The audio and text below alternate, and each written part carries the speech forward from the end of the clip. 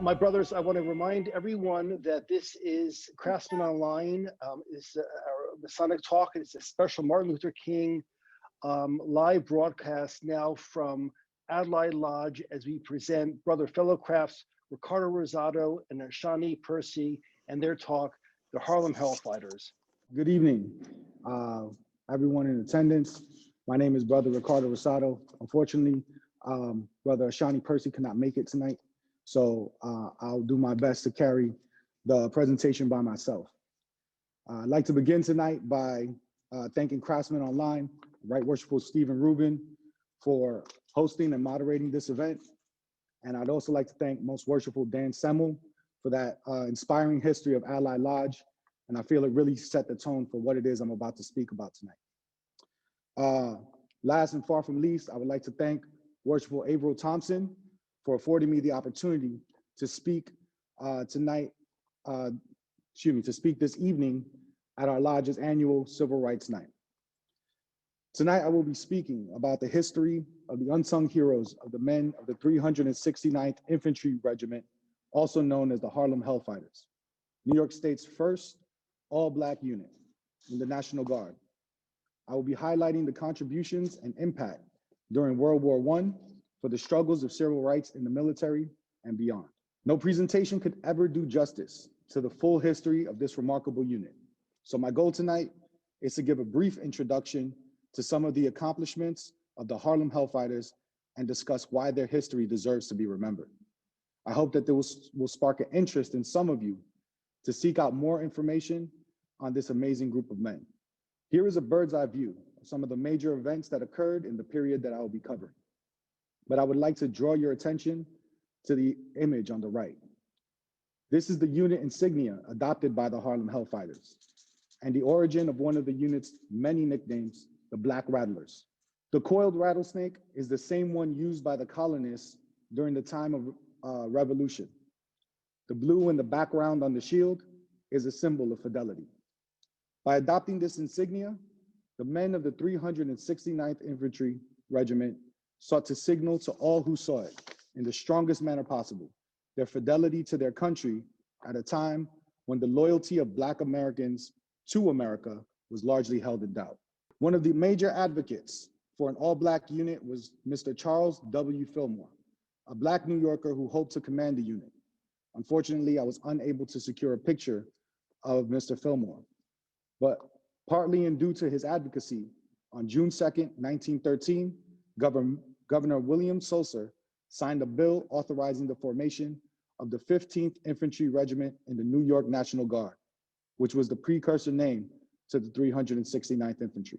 But it would not be until 3 years later, in June of 1916, when Governor Charles Whitman would actually commission Colonel William Hayward, featured on the right, to organize and recruit men for the 15th New York. One of the main reasons Charles Fillmore was passed over for command was an aversion of top military leaders and government officials in appointing Black officers. So instead, Colonel Hayward, a white man and veteran of the Spanish-American War, was selected. Many debated whether the 15th should be comprised of Black troops and an all-white officer corps, or if they should allow some Black officers to lead. Colonel Hayward, a true ally in the cause of equality in the military, settled this question early on when he offered Fillmore a commission as a captain in the 15th New York. Although it was not the position which he originally had hoped for, Fillmore accepted the commission, and he and Colonel Hayward set out on the arduous task of recruiting men to get the 15th up to full strength. The recruitment station was located above a cigar shop on the corner of 131st Street and 7th Avenue in Harlem. This is a photo of an early group of recruits who joined the unit, but overall recruitment was slow. Few men of color, Black or Latino, in Harlem, Williamsburg, or San Juan Hill, the area where Lincoln Center is today, desired to fight overseas when they were demeaned and disenfranchised here at home. Yet the men who came to the recruitment office joined for a myriad of reasons. Many came seeking employment because the military offered better work than was available to most Black men at the time. Some later additions to the unit were even drafted, but there was a significant number who were determined to fight for their country and prove their worth as men and citizens, despite being subjected to cruel racism in America. Whatever their reasons, the recruits trickled in slowly, and Colonel Hayward and Captain Fillmore were praying for a miracle to get the 15th up to strength before the country inevitably declared war. Little did they know that the miracle they needed was on the horizon. That miracle came in the form of Colonel Hayward recruiting the most famous composer and band leader at the time, Mr. James Reese Europe. At first glance, Europe had no reason to join the military. He was the band leader for the famous dance duo of Vernon and Irene Castle, and he had organized one of the first musicians' unions, named the Clef Club Symphony Orchestra, which made history by being the first all-Black orchestra to perform in Carnegie Hall in 1912. Yet once the news spread that Europe had accepted a commission as a lieutenant in the unit, recruitment numbers skyrocketed. Men began to flock to the recruitment station in order to join and serve with such a well-known celebrity. And the regimental band, which Lieutenant Europe was authorized to form, held so spectacular parades down 7th Avenue that they were a walking recruitment poster. Europe recruited many actors and artists through his personal contacts and searched for the best musicians for his regimental band, even recruiting many Latino musicians of Puerto Rican and Cuban descent. Yet with the recruitment problem solved, the men of the 15th Infantry Regiment still had no rifles or equipment, not even an armory in which to train. But instead, they were caused to use brooms and trained in the park or in a dance hall, which was close to their recruitment center. After the US declared war on April 6, 1917, the Army activated the 27th Division of the New York National Guard, of which the 15th Infantry Regiment was a part, and ordered them to Camp Wadsworth in South Carolina for training, right in the heart of the Jim Crow South. Upon hearing that a northern unit composed of Black troops was to train in Spartansburg, the mayor and Chamber of Commerce formally protested. Here I have included an excerpt from the mayor's statement printed in a New York Times article dated August 31st, 1917. Just a few weeks earlier, a race riot had erupted in Houston over a Black unit training down in Texas. But despite the protests, the 15th New York and the rest of the 27th Division arrived at Camp Wadsworth on October 8th, 1917. And within the first 2 hours, an incident had already broken out. A few days later, when Lieutenant Europe was assaulted in a hotel trying to purchase a New York newspaper, the situation almost turned into another Houston. But the violence was avoided when Lieutenant Europe, knowing that a riot would be the death of the unit, called his men to attention, put them in formation, and marched them back to base. After this incident, Colonel Hayward managed to get his men sent back to New York to continue training. They were in South Carolina only 12 days before getting sent back up to New York. Almost immediately upon arrival back in New York, they received word that a unit from Alabama, training nearby, was planning to attack them that evening. At this point, the men of the 15th were equipped with rifles with no ammunition. Luckily, a white unit of a New York regiment nearby, who had heard about the impending attack, gave the men of the 15th ammunition to defend themselves. And once word got back to the Alabama unit, they rethought that attack.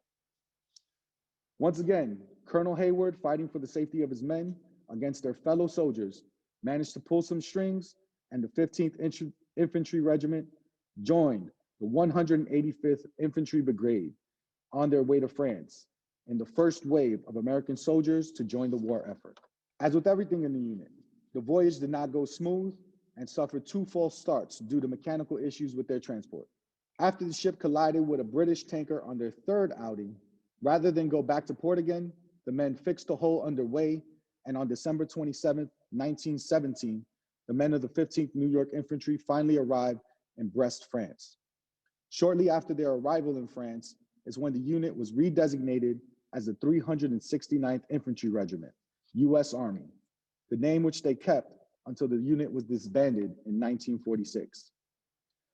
But despite the name, and the same trials remained for the 369th, as they continued to face racism from their fellow U.S. soldiers and were assigned to the Service of Supply, SOS, and kept far away from the front lines. Colonel Hayward, ever the champion of his men, and eager to have them prove themselves under fire, went to Paris in an attempt to convince General John J. Pershing, commander of the National Army, to allow his men to be attached to one of the French units badly in need of reinforcement. While Colonel Hayward negotiated, the men of the 369th Infantry worked on various tasks, from unloading ships to laying railroad tracks. And even in these, they completed the task with excellence. When assigned to laying down railroad tracks, they completed this task so fast that the French sent inspectors to verify the quality and safety of their work, but found it to be of magnificent workmanship. During this time, the regimental PAN, put under the command of Lieutenant Europe, also toured and performed for both American and French troops. The image on the left is a picture of the full 369th Regimental Band, and the picture on the right is of the 369th while they were under the command of the SOS. It would not have been unreal for the men of the 369th to assume that this would be their situation for the remainder of the war. Less than 10% of all Black units throughout World War I ever saw combat. They figured they would be working menial manual labor far from the front lines while the band toured Europe. But on March 14th, Colonel Hayward received the news he was waiting for. General Pershing broke his rule of not loaning American troops to the French and attached the 369th Infantry Regiment to the French 16th Infantry Division. And it was with the French that the Hellfighters were born. Serving with the French soldiers was a refreshing experience for the men of the 369th. The French army had a long history of fighting with Black soldiers, and the Americans were wholeheartedly welcome as much needed reinforcements. The American soldiers were fitted with French helmets, gear, and weapons, though these were not as accurate from a distance as the American rifles. Yet the men of the 369th welcomed not only the equipment, but the camaraderie that they were denied from their American brethren. They set off to make a name for themselves and show the world what they can accomplish. It would be only 2 months in just their second engagement with the enemy that the world will begin to know their name. Outpost 20, Argonne Forest, May 14th, 1918. Privates Henry Johnson and Needham Roberts stand guard duty in the early morning hours when they are attacked by a German raiding party. The two soldiers take cover in a trench and line up grenades. Private Roberts attempts to call for help, but is badly wounded in a grenade volley from the Germans. Quickly, but with great pain, he returns to the trench where he finds Johnson is also wounded, but still able to return fire. Both Johnson and Roberts continue launching grenades at the enemy until they are all spent. Johnson employing his rifle, but in the dark, and from that distance, he knows his weapon is near useless. In the heat of battle, Johnson accidentally loads an American magazine into his French rifle and jams the weapon. It's useless now, and Roberts' weapon is nowhere to be found. The Germans swarm their position, and Johnson swings his rifle like a bat in desperation, barely keeping the Germans at bay until one lands a blow on his head. Hurt and disoriented, he tries to get his bearings. Roberts, badly wounded, is surrounded by Germans. Johnson knows he has to focus. The unit made a pact. No man gets taken prisoner by the enemy. They would either save them or die trying. He reaches for a bolo knife, for which he traded with one of the African French soldiers. At this point, Roberts is being dragged away by the German, and there's no time. He has to act. Johnson lunges. He kills 3 enemy soldiers with a knife, and in a frenzy, he gets shot in his free hand but keeps going. He puts his knife through the head of another German soldier and manages to wound his partner badly.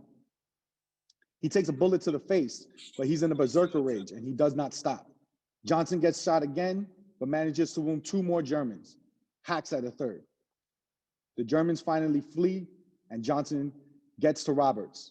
He stands guard over him until reinforcements arrive. The painting on the screen is a depiction of the events that night on the Argonne Forest.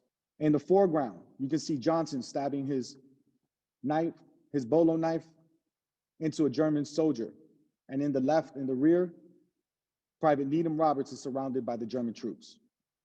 When French reinforcements come to assess the damage, they found that Johnson killed 4 Germans and evidence that he wounded at least 10 more.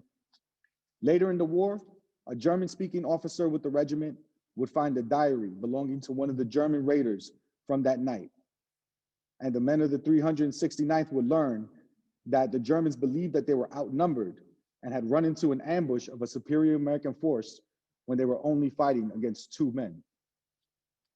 For his actions, Private Johnson would receive a field promotion to sergeant and become the first American to be awarded the Croix de Guerre, the highest award the French military could bestow on an Allied soldier. The medal was fitted with a gold palm leaf for valor. He would also earn the nickname, the Black Death.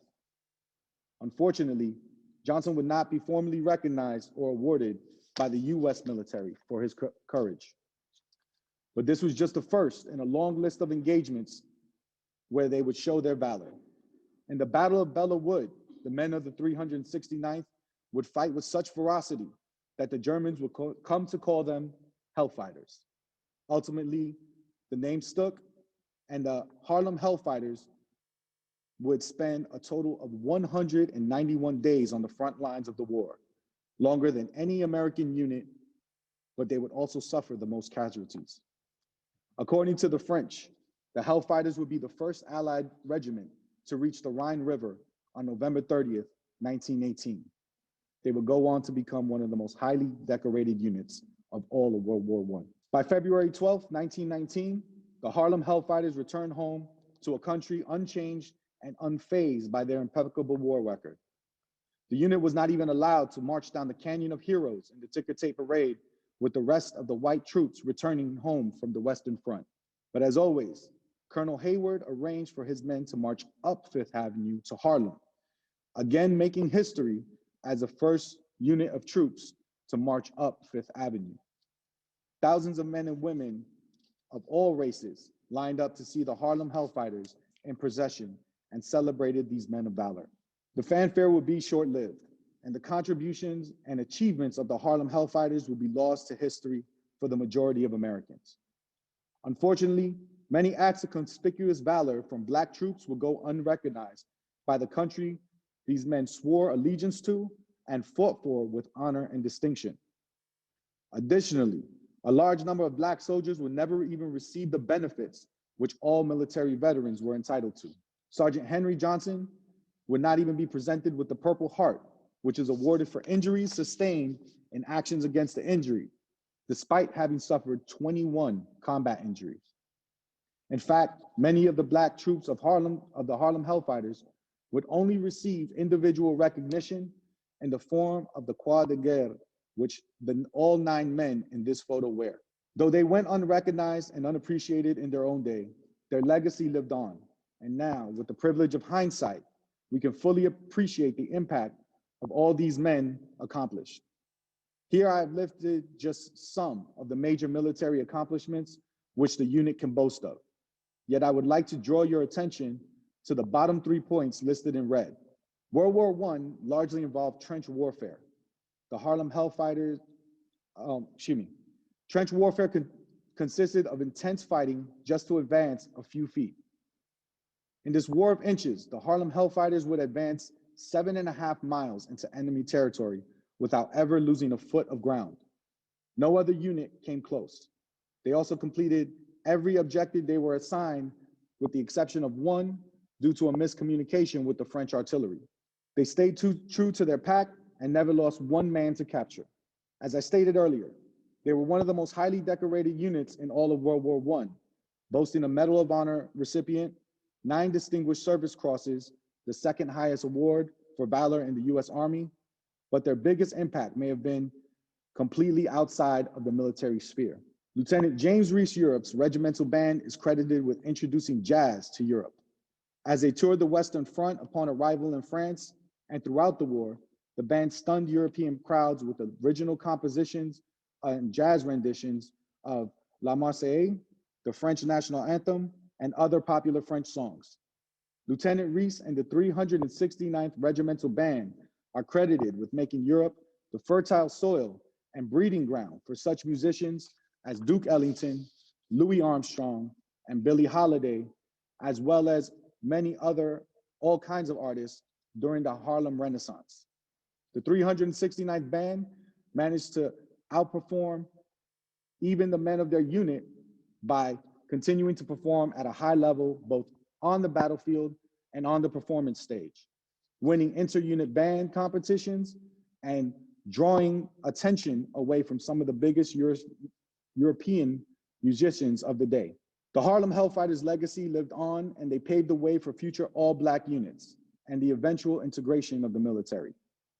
The discipline, skill, and bravery of the 369th Infantry was cited in calls for the Marine Corps to admit Black men into their ranks, as they were the only branch of service not to do so. And during World War II, the Marine Corps will begin to train Black Marines at Montfort Point, giving birth to the legendary Montfort Point Marines. They also paved the way for the historic Tuskegee Airmen. As with many major events throughout history, Freemasons played a critical role in the story of the Harlem Hellfighters. Brother James Reese Europe was arguably the most consequential of them.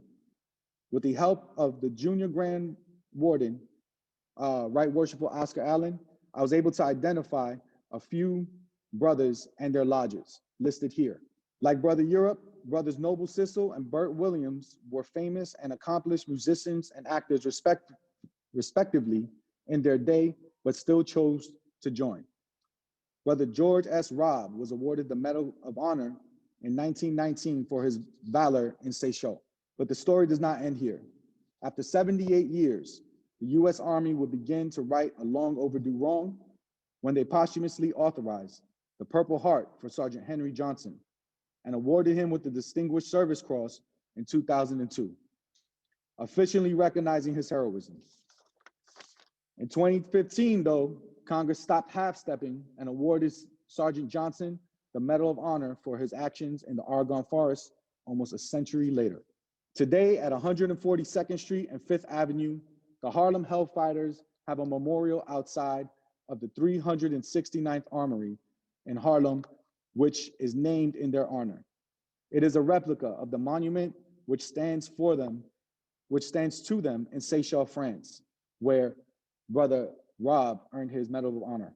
While researching for tonight, the similarities between Masonry and the military were overwhelming. In the craft, we are told to practice brotherly love, relief, and truth. And in the Corps, I was taught that by my example, I would inspire others to the highest standards possible. I believe the men of the 369th Infantry exemplified how these two teachings are complementary. With no promises of reward, the Harlem Hellfighters exemplified these principles. They never lost a man to capture by the enemy and fought for their country regardless of the racism they experienced. They volunteered to fight against tyranny, to relieve men, women, and children they did not know in a country that maybe they had only heard of. They stood in their truth and showed the whole world that they were men of character and courage, and that they deserved to be counted. And in the words of Martin Luther King, who we celebrate tonight, that they should be judged on the content of the character and not the color of their skin. I believe that if we look to the men of the Harlem Hellfighters, the 369th Infantry Regiment, we will all be inspired to set a higher standard for ourselves and do better for the world around us. Thank you for your time, brethren. With that, good evening. My brother, thank you, Brother Ricardo, for this wonderful, wonderful presentation on the Harlem Hellfighters. It was truly outstanding. And thank you, Worshipful Thompson, for allowing Craftsman Online to partner with you and share your story, because it is our story.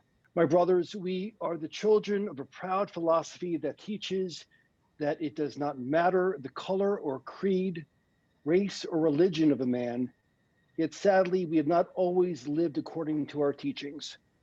Let us leave tonight as Master Masons, committed to strive to live our lives according to the principles found within the holy books that rest upon our altars, now and always. God bless you, God bless our country, and God bless our craft. My brothers, good night.